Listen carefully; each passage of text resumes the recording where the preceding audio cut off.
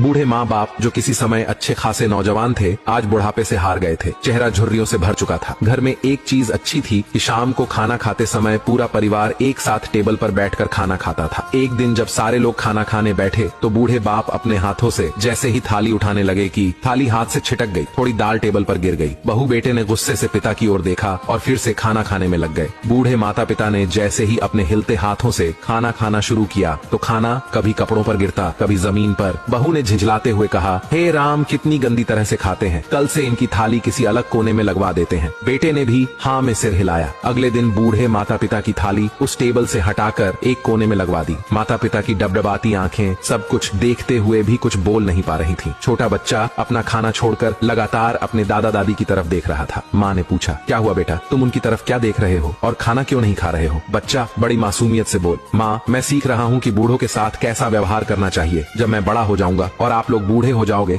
तो मैं भी आपको इसी तरह कोने में खाना खिलाया करूंगा। बच्चों के मुंह से ऐसा सुनते ही बेटे और बहू दोनों कांप उठे। शायद बच्चों की बात उनके मन में बैठ गई थी, क्योंकि बच्चे ने मासूमियत के साथ एक बहुत बड़ा सबक अपने माँ बाप को दिया था। बेटे ने जल्दी से आगे बढ़कर माता पिता को उठाया और वापस टेबल पर खाने के लिए बैठाया, और बहू भी भागकर पानी का गिलास लेकर आई कि माँ बाबूजी को कोई तकलीफ ना हो। आखिर में बस यही मैं कहूंगा, कृपया करके अपने माता पिता का ख्याल रखें।